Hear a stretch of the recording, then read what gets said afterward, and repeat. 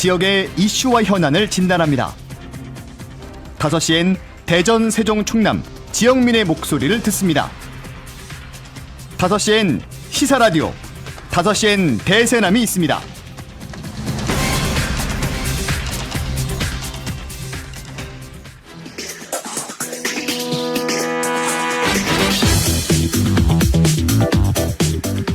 지역의 정치, 행정의 이슈를 깊이 있게 진단해보는 금요일의 코너 장안의 이슈입니다. 오마이뉴스 장재환 기자, 공감시사 정책연구소 안필용 소장 두 분과 함께합니다. 어서 오십시오. 네, 안녕하세요. 자, 민주당이 충청권을 시작으로 당대표 선거 투표를 진행을 하죠. 내일 시작이죠? 네, 내일 충남을 시작으로 예. 시작합니다. 그래서 뭐 당권 주자들이 대전, 충남, 세종을 아주 그냥 내 집 아들듯이 지금 자주 찾고 있습니다. 뭐 진작에 이렇게 관심을 좀 보여줬으면 어땠을까 지역에 대해서. 그러게 말입니다. 어쨌든 단체장들, 예. 충청의 단체장들이나 아니면 당원들을 만남으로 인해서 후보들이 이 지역에 얼마나 관심을 갖고 있는지를 보여주려고 하는 그런 행보들이 계속 이어졌었죠. 예. 투표를 앞두고. 어떻게 어떻게 평가하세요? 와서 뭐 여러 얘기를 지금 하고 가고 있는데. 이제 당대표가 되는 사람들이 당연히 와서 이제 그 지역의 발전 또는 지역의 이슈들을 해결하겠다고 예. 얘기는 계속 하지만 사실은 또 한편으로는 우리 지역에서 얼만큼 또 준비되어 있느냐 이런 부분들도 있는 거기 때문에 그런 관계들을 잘 활용하는 것이 중요한 거지. 예. 그 당대표 후보들이 와서 하는 약속, 아마 기존에 제시됐었던 아젠다들 중심으로 하는 약속일 텐데 그 약속이 뭐 우리가 그동안 계속 지켜봤지만 세종시 특별법 같은 경우도 네. 마찬가지인데 본인들이 되기 전에는 하겠다고 하고 되고 나면 약간 좀 그렇게 선거 때마다 봐왔던 장면이라 새삼스럽지는 않고요. 그렇죠. 네. 네, 아무래도 그 이번 민주당 그 경선이 예. 충청권에서 먼저 시작하지 않습니까? 그렇죠. 그래서 예. 여기서 이제 기선을 1차 경선이 중요하죠. 네. 네. 그 누가 선두로 나서고 있느냐 이런 것도 중요하고 또 예. 그동안의 여론조사에서 나오지 않는 결과가 만약에 첫 번에 나온다면 그 뭐 굉장한 위기감이나 또 그 후발 그 지지율이 낮던 그 지지자들에게는 예.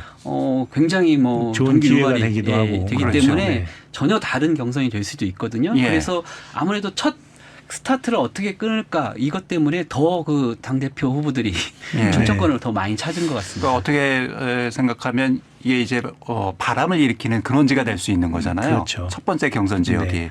근데 그 지금까지 진행된 경선을 보면 지난해 경선은 대략 그 권리당원 투표율이 55% 정도 됐었다고 그러더라고요. 예. 근데 이번 경선은 그거보다 한 10% 정도 떨어지는 걸로 그렇게 예측을 하고 있더라고요. 지금 경선이 어떻게 되죠? 우리? 그 권리당원 그러니까 예. 대의원 권리당원 합해서 70% 예. 그리고 여론조사가 30%입니다. 근데 여론조사는 일반 시민을 대상으로. 일반 시민을 대상으로 하는데 이게 그 셀 가중 방식으로 하는 그 여론조사가 아니고 예. RDD 방식의 그 여론조사라서 세대 뭐 이런 걸 채우는 게 아니라 예. 그냥 4,000명의 샘플을 그 먼저 답하면 4,000명의 샘플이 차면 다치는 구조로 그렇게 되어 있습니다. 예. 지금 조사 중인가요? 여론조사가? 여론조사는 그 17일 선거를 앞두고 예. 15, 16 이때 진행되게 있습니다. 15, 16이요? 8월 15, 16이요? 네네. 아, 지금은 저 충청권을 대상으로 해서 지금은 권리당원 투표만 진행. 권리당원 투표만 네. 진행을 하고요. 예, 예. 28일부터 29일까지 권리당원의 투표를 진행하고 있고요. 예. 예, 그리고 이제 추가로 하지 못한 그 당원 투표를 오늘까지 하고 내일 충청권이 이제 발표가 되죠.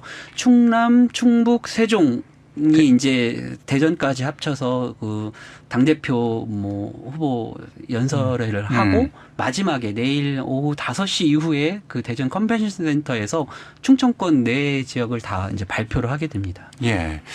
지금 이 당대표 선거 관련해서 지역 민주당 당내 분위기는 어떻게 지금 감지가 되나요? 그 아마 그 똑같이 전국적으로 똑같은 흐름이긴 한데 예. 대체로 그 지역의 정치인들 또는 그 지역위원장이나 국회의원들은 김인석 후보 쪽에 많이 기울어져 있고 그리고 그 평당원들 특히 소위 얘기하는 강성당원이라고 하는 사람들은 예. 정청래 후보 쪽으로 많이 기울어져 있어서 예. 양쪽 후보가 좀 팽팽하게 맞서 있는 게 아닌가 그런 생각이 듭니다. 백중세. 네. 예. 최근에 여론조사 흐름도 그런 방식으로 많이 나오고 있습니다. 예. 초기에는 김민석 후보가 굉장히 앞서 있는 걸로 많이 나왔었는데 뭐 대세론 이렇게 얘기했었는데, 그렇게 했었는데 그게 흔들리고 있나요? 그러면? 예, 최근에는 많이 그 격차가 그래도 뭐 순위가 바뀌는 정도까지는 아닌 것 같은데 네. 예, 그래서 격차가 많이 줄어든 것 네. 같고 그리고 이제 당원 투표율이라든지 또 뭐 지역별로 그 결과를 보고 난 후에 타 지역에서 투표를 하기 때문에 예. 그 지역 결과가 어떻게 영향을 미칠까에 따라서 결과가 뭐 달라질 수도 있죠. 네. 특히 이제 선호 투표제잖아요. 네, 네. 그 3등이 누구냐에 따라서 3등표가 어디로 가느냐에 따라서 그것도 또 근데 관건이 될 수 지금 있겠는데요. 이 지역별 경선에서 개표하는 것은 예. 1순위 투표만 개표를 하는 거고요. 그래요? 예, 3순위 투표까지 개표하지는 않습니다. 그건 네. 최종 가서 과반이 없을 때 3순위 투표를 개표해서 예. 하는 겁니다. 예. 알겠습니다. 근데 그 권리당원 온라인 투표가 있던 첫날에 무슨 문제가 있었어요? 충북에서 그 인증이 안 돼가지고 예. 투표가 안 되는 사태가 벌어져서 그 투표 마감 시간을 1시간 정도 연장을 했죠. 어허. 네. 근데 사실은 이게 이제 공직선거도 마찬가지고 이 예. 당내 선거도 투표를 하는 과정에서 문제가 생기면 이게 신뢰성 문제가 계속 제기되기 그렇죠. 때문에 예. 이게 조금 시끄러운 문제가 될 수 있을 것 이 같습니다. 투표는 민주당 내 선거관리위원회에서 관리를 하는 거죠? 민주당 내 선거관리위원회에서 하고 그리고 이걸 실행하는 이 업체들은 외부에 있는 업체들을 예. 3개인가를 이렇게 해서 하고 있는데 예. 그 중에 한 업체에 문제가 발생했었다고 그러더라고요. 이거 그러면 후보별로 또 뭐 유불리를 따져서 문제 제기하고 그러는가요? 근데 뭐 유불리를 따져서 문제 제기를 하진 않는데 다만 이제 처음에 투표를 하려고 했던 사람이 투표가 안 되면 예. 그 사람들이 다시 투표를 하기가 쉽지가 않거든요. 그 시도를 한번 했다가 그렇죠. 안 되면 예. 이제 그런 부분들에서 이 투표권이 제한되는 부분에 대한 문제 제기가 있는 거죠. 이제 그 투표를 하지 못한 분들이 누구를 더 지지했는지 이런 걸 알 수가 없기 때문에 그렇죠. 누가 불리하다 유리하다 이런 건 할 수는 없죠. 근데 시작부터 이렇게 신뢰를 잃어버리면 그렇죠. 예, 앞으로 또 무슨 일이 있을지 모르기 때문에 사람들이 그 결과를 수긍하기가 쉽지 않고 또 당원들 입장에서도 보면 내가 투표를 행사하려고 하는 권리를 하려고 했는데 또 투표율도 떨어지고 있어서 굉장히 의지를 맞습니다. 가지고 하는데 네. 그게 막혔을 경우에는 이 시스템을 관리하는 것에 대해서 굉장히 의문점을 갖기 때문에 예. 자, 이런 일은 좀 없어야 되는데 지금 계속 이게 실제로 충북이 그 충청권 투표율이 조금 낮은 걸로 나타나고 있는 것도 그 영향이 있는 것 같습니다. 좀 뭐 후보들 간에 또 신경전은 더 치열해지고 있는 것 같아요. 네, 뭐 이제 차이가 좀 벌어지면 조금 그게 경쟁이 좀 덜한데 이게 정청래 후보가 많이 치고 올라오는 상황이고 이러다 보니까 격차가 줄어들면서 그럼 김민석 후보 측에서 좀 위기감을 느끼고 있는 건가요? 위기감까지는 아닌 것 같은데 어쨌든 치고 올라오면서 그 이제 더 날카로워질 수밖에 없는 거죠. 양쪽 다 똑같죠. 뭐 지금 네. 뭐 신천지 관련해서도 계속 공방을 지금 펼치고 네. 있는 것 같고요. 네네. 아하, 예. 아무튼 이번 주 첫 번째 경선을 이 충청권에서 치르기 때문에 충청권이 어떤 결과를 내놓느냐 이것도 중요한 관전 포인트네요. 네, 그렇기도 하지만 사실은 또 충청권의 충청권의 표가 전체 표의 한 10% 정도 되거든요. 예. 그러니까 여기서 결론 나는 건 아니고 초반 기세를 잡는 정도일 것 같습니다. 물론 뭐 서울 수도권이 워낙 유권자가 많기 때문에 네. 그쪽에서 최종적으로 결정이 되긴 하겠지만 어쨌든 첫 번째 경선지에서의 선거 결과가 바람을 일으키는 데 있어서는 상당히 중요한 요소이기 때문에 네. 예. 예전에 노무현 대통령이 그 제주에서 이 경선을 네. 승리하면서 이른바 이제 열풍을 일으켰잖아요. 그러니까 그래서 이 전당대회 준비위원회가 이 경선 지역을 어떻게 설정하느냐 이것 때문에 논란이 있었던 것이 그렇죠. 그런 부분들도 있었죠. 예. 네. 정청래 후보가 이 연고 지역이라는 이것 때문에 지역 출신이기 때문에 네, 네, 네. 정청래 후보한테 유리한 게 아니냐 대전에서 이 첫 경선을 치르는 곳이 그런 근데 논란이 있었죠. 충청권이 첫 경선지가 정청래 후보의 연고 지역이기도 하고 예. 그리고 그 다음 치러지는 부울경이 그 소위 얘기하는 그 노사모가 강한 세력 그래서 정청래 후보에게 더 유리한 지역 이렇게 설정됐다고 해서 논란이 한참 있었죠. 그런 면에서 내일 결과가 어떻게 나오느냐에 따라서 과연 예. 진짜로 유리했는지 알 수가 그렇죠. 있겠죠. 네. 예, 뭐 투표하면 열어봐야 아는 거니까요. 네, 네. 예, 미리 뭐 사전에 예단할 수는 없는 그런 상황인 것 같습니다. 네네. 예. 국민의힘 상황도 잠깐 좀 살펴보면 여기는 또 징계 관련해서 여러 논란이 있네요. 다시 뭐 징계 절차를 개시하는 것 같은데 역시 이것도 뭐 당권파와 비당권파 간에 치열한 지금 신경전이 펼쳐지고 있는 것 같습니다. 네, 그렇죠. 그 권영진 의원, 그다음에 조경태 의원, 진종 의원 세 의원에게 이제 징계 절차 개시가 이제 선언이 됐는데요. 예. 그 뭐 세 의원이 받고 있는 그런 뭐 혐의라 할까 뭐 이런 것들은 사실 뭐 사실관계가 정확히 우리가 알 수는 없는데 뭐 조사를 해봐야 되겠죠. 권영진 의원은 원내대표 네, 그거 뭐 뭐 멱살을 잡아서 지금 징계에 예, 올라간 상임위원 거인 거죠. 배분 뭐 항의하는 예. 데서 예, 멱살을 잡았다고 하고 또 조경태 의원은 당내 경선에서 선출됐던 그 박덕흠 국회 부회장 후보를 낙선을 구 타 정당하고 협의했다는 뭐 이런 조경태 그 의원은 계속해서 당내에 쓴소리를 하고 예, 있는 예, 상황이고요. 예. 그리고 진종우 의원은 뭐 아시다시피 그 대표적인 네. 친한계죠. 예예 한동훈 예. 그 의원을 도왔다는. 지원했다는 의혹. 그러니까 세 명 다 당내에서는 비주류라고 할 수 있고 장동혁 대표와는 좀 이제 각을 세우던 그런 예. 의원들인데 문제는 이 사람들의 개인의 그런 그 혐의랄까 뭐 해당 행위 이런 게 문제가 아니라 징계 절차가 얼마나 정당성을 갖고 있느냐가 문제인데요. 지금 논란이 되고 있는 것은 그 윤리위원들이 사퇴해가지고 원래 7명이어야 되는데 5명만 남았고 또 징계 개시를 할 때는 3명만 참석했다 이런 예. 건데요. 그래서 이제 이게 과연 정당하냐 이런 논란도 있고 또 하필 3명은 또 왜 다 비주류냐 이게 정상적으로 이게 하고 있는 것인지 이런 것들이 이제 있기 때문에 결국은 장동혁 대표에게 뭐 충성하는 사람 이런 사람은 뭐 살려주고 나머지는 가만두지 않겠다 이런 식의 이제 뭐 보복성이다 이런 논란을 피할 수가 없는 상황인 거죠. 예. 근데 이 지금 징계 절차에 들어간 세 분의 그 징계 원인은 상당히 객관적인 것처럼 보여지긴 하지만 사실은 이 징계가 이게 마지막이 될 거냐 아니면 이게 시작일 거냐 이게 이제 중요한 문제잖아요. 그래서 만약에 이게 시작이라고 한다면 개파 전쟁의 버튼을 누른 거기 때문에 그 장동혁 그 대표의 거취까지도 흔들 수 있는 그 태풍의 눈으로 작용할 예. 가능성이 매우 높죠. 예. 근데 뭐 결과가 어느 정도 예상이 되지 않습니까? 네. 그 전에 예. 해왔던 거에 비하면 그러니까요. 네. 결국은 이제 뭐 강제 탈당을 시키거나 예, 당적을 박탈하거나 뭐 이런 결과로 이어지지 않을까 이렇게 예측할 수 있는데 그러면 이 당권파와 비당권파 간의 분쟁은 더 커질 수밖에 없지 않을까. 예, 이분들이 이제 다 현역 의원이라는 게 예. 이제 중요하고요. 당원권 정지만 그 징계가 내려져도 다음 공천에서 굉장히 불리하게 그렇죠. 작용하죠. 얼마 남지 않지 않습니까? 예. 그래서 그거를 뭐 이른바 본때를 보여주는 거죠. 그렇게 하게 되면 나머지 의원들이 입을 다 닫을 수밖에 없는 거고 예. 충성할 수밖에 없는 거죠. 그러니까 말씀하신 대로 이게 태풍의 눈이 될 수도 있는 거죠. 아니 도대체 당권이 뭐길래 이렇게 당내에서 다들 여당 야당 이렇게 할 것 없이 분란이 이게 생기는 건지. 당내 가장 큰 권력이잖아요, 이게. 예. 그 정당을 주도하는 사람들이 국회의원이다 보니까 예. 국회의원들의 공천권을 쥐고 있는 사람이 바로 당 대표고 그리고 당 대표의 권한이 그래서 굉장히 무서운 그런 상황인 거죠.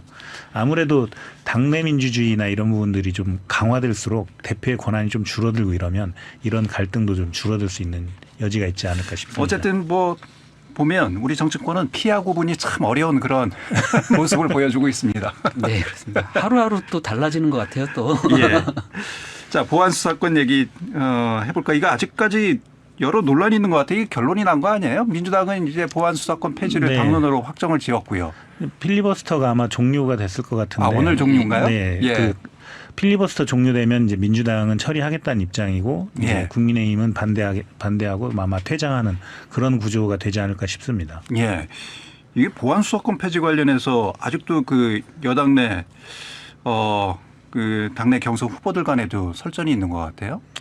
뭐 근데 사실 이거는 오늘 법이 처리되고 나면 이거에 대해서 누가 더 책임이 있냐 없냐 뭐 이렇게 그 싸울 수 있는 여지가 사라지기 때문에 그러니까요. 이 부분은 좀 사라질 텐데 오히려 이제 공소기각 사유 확대 이 부분이 여진이 될 가능성이 있죠.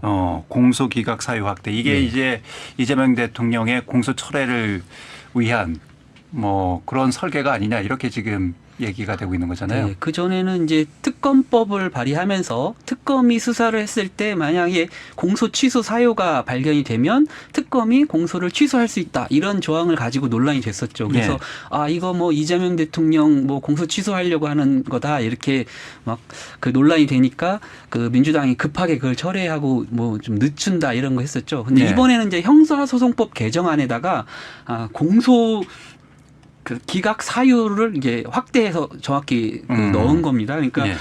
중대한 위법 수사로 공소가 제기됐거나 위법 수사로 이제 공소가 제기된 거죠. 검사가 소추 재량권을 현저히 일탈해서 기소한 경우에는 이번에는 법원이 유무죄 판단 들어가기 전에 공소를 기각할 수 있다. 이렇게 넣은 거죠. 그러니까 주체가 특검에서 이제는 법원으로 지금 바뀐 겁니다. 그래서 네. 이제 민주당에 이걸 넣은 걸 주장하는 것은 그동안 그 위법 수사로 공소가 기각된 사례가 있다. 또 대법원이 그런 판례를 남겼기 때문에 이것을 이번에 법안 안에 구체화시킨 거기 때문에 이게 왜 특정인 특히 이재명 대통령을 위한 그런 법이냐 이렇게 이제 맞서고 있고 이거를 명확히 함으로 해서 뭐 피의자나 그동안 이제 검찰 개혁하는 의도와 마찬가지로 검찰에 의한 그런 과도한 그런 기소, 뭐 공소 이런 걸로 인해서 피해자를 보호할 수 있다 이렇게 주장을 하는데요.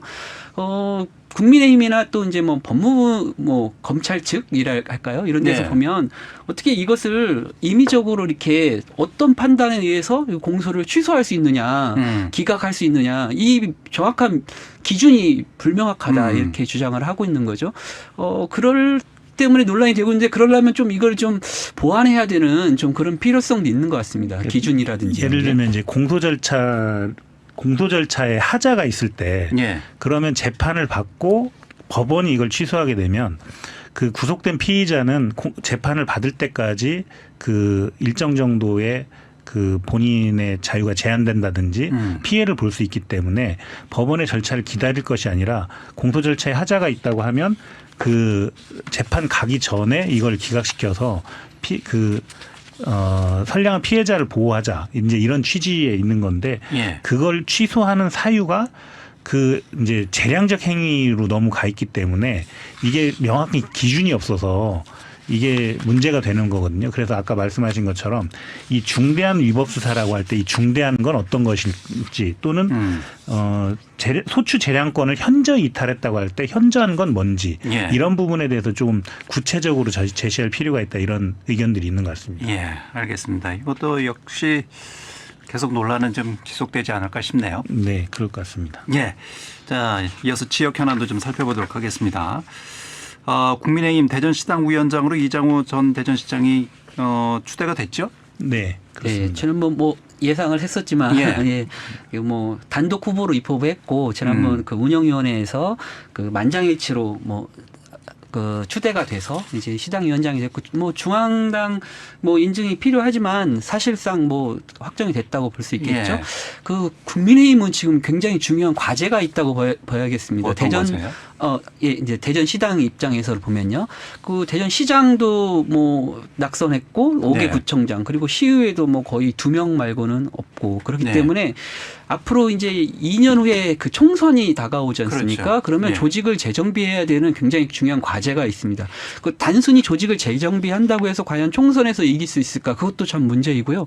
그리고 이번 지방선거 치르면서도 당협위원장과 뭐 시당위원장 뭐 이런 그 갈등이 굉장히 컸거든요. 그렇죠. 예. 이걸 봉합해야 되는 문제도 있고 그거를 더 나아가서 중도층을 끌어들일 수 있는 뭐 인재를 영입한다든지 양성한다든지 또한 정책을 뭐 보여줄 필요가 있습니다. 그게 2년 동안 굉장히 중요한 문제인데 그래서 아마 그 이장우 전 시장 중심으로 이를 뭉쳐야 된다, 뭐 단합해야 된다는 것과 또 지도력을 보유해서 말씀드린 것처럼 그 인재를 뭐 영입한다든지 이런 것을 보여줘야 되기 때문에 그 굉장히 시급하다고 볼 수 있겠죠. 그래서 이장우 전 시장 시장을 선택한 거라 이렇게 보여집니다. 지역 내 국민의힘 쪽 반응은 어떻습니까? 뭐 당연한 결과다 뭐, 이렇게 받아들이고 있나요? 그렇죠. 뭐 더 좋은 카드가 없기 때문에 그 당연히 받아들일 수밖에 없는데 아까 말씀하신 것처럼 그런 새로운 바람을 일으키고 조직을 정비하고 여러 가지가 있겠지만 예. 사실 국민의힘이 그 대전 시민들에게 다음 총선에서 제시할 수 있는 매력적인 아젠다를 발굴하는 게 굉장히 중요할 텐데 예. 이게 이제 대부분 정당은 그렇게 가지 않고 사람을 바꿔놓거나 아니면 이제 그런 과정에서 갈등으로 이제 치닫는 경우들이 많기 때문에 또 그런 갈등으로 치닫게 된다면 대전에서 국민의힘이 사실상 일어서기가 쉽지 않은 상황이기 때문에 오히려 새롭게 그 출범하는 그 이장우 대전 시장위원장 체제에서는 대전 시민들에게 좀 더 매력적인 아젠다를 발굴하는 쪽에 그 심혈을 기울였으면 좋겠다는 생각이 들더라고요. 예. 뭐 지도부도 다 재편되나요? 뭐 각 지역구의 당협위원장인가요? 그 지역구의 조직위원장 또는 예. 당협위원장이라고 하는데 그 부분은 이제 전당대회를 통해서 바꾸기 때문에 아하. 예, 시당위원장의 권한은 아닌 것 같습니다. 그건 시당위원장 권한이 아니군요. 예. 민주당은 어떻습니까? 지금 저 시당위원장 선출을 놓고 치열하게 싸우고 있죠. 예, 박용갑 그리고 장종태 네. 의원 두 후보 간에 지금 경쟁이 불을 붙고 있다라는 얘기가 계속 들리긴 합니다만 예, 뭐 신경전도 아주 치열하게 전개되고 있습니까? 예, 결과를 알 수는 없는데요. 내일 그 발표됩니다. 내일 그 전당대회에 앞서서 대전 시당 그 대의원 대회를 하게 되고요. 당원 예. 대회를 하고 되고 거기에서 이제 발표가 되는데요. 거기서 결정이 되는군요. 예, 이제 하루만 남았죠. 예. 근데 굉장히 치열하게 됐고 이렇게 경쟁한 적이 있었는가 싶을 정도로 굉장히 뜨겁습니다. 그 뭐 한세는 어떻습니까? 예측이 어려운데요. 그 정도 박빙 승부입니까? 네, 그 아무래도 이게 이제 전국적인 선거와 똑같이 투표같이 이루어지기 때문에 예. 그 전국적인 지형을 따라가는데 대체로 그 당대표 후보를 누구를 미느냐로 그 각이 세워지기도 하는데 지금 상황은 이제 그런 상황은 아닌 것 두 같고요. 후보가 그러면 누구를 지지한다 이렇게 공개적으로 밝혔나요? 두 후보 다 김민석 김민석 후보를 후보. 아, 지지하는 그래요? 걸로 했기 때문에 예. 네. 그래서 그 당대표 선거로 각이 세워지지 않기 때문에 관심이 더 떨어지거든요. 그래서 투표율이 아주 낮을 것 같다는 생각이 듭니다. 예. 알겠습니다. 내일 결정이 되는군요. 예, 살펴봐야 될 것 같습니다. 결과를. 자, 그리고 지역에서 또 이슈가 되고 있는 사안이 중대범죄수사청 출범이 60여일 앞으로 다가왔는데 대전지방중대범죄수사청이 세종에 설치될 것이다. 그래서 지금 지역 내에서도 많은 논란이 되고 있는 것 같습니다.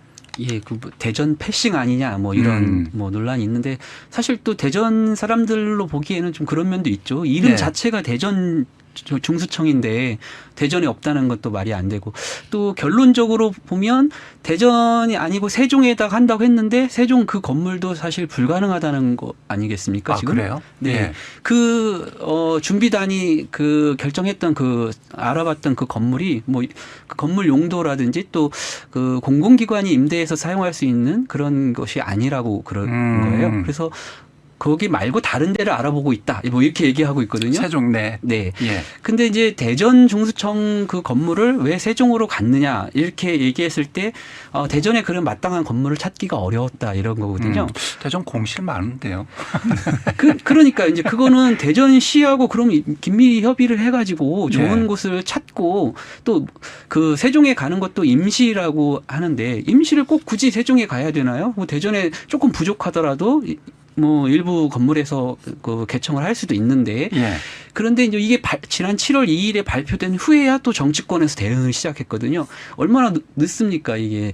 그 미리미리 좀 이런 이야기를 서로 좀 공유를 해서 좋은 건물을 찾을 수도 있고 대안을 찾을 수도 있고 지금 또 이제 와서 뭐 박용갑 의원이랑 허태정 시장이 뭐 새로 뭐 일부는 이렇게 하고 뭐 내년에 예산을 반영해서 또 일부 예산을 하자 이런 안을 했는데 그걸 미리 좀 냈어야죠. 미리 상의를 했어야죠. 예. 그런데 정말 대전만 왜 이렇게 근데 이제 그래요? 이런 일이 벌어질 때 예. 두 가지를 생각해 볼 수 있는데 하나는 그 소위 얘기하는 중앙의 정책 결정자들이 어떤 것을 선택할 때 자꾸 대전을 회피하려고 한다는 거죠. 세종이 더 매력적이라고 생각하는 거예요.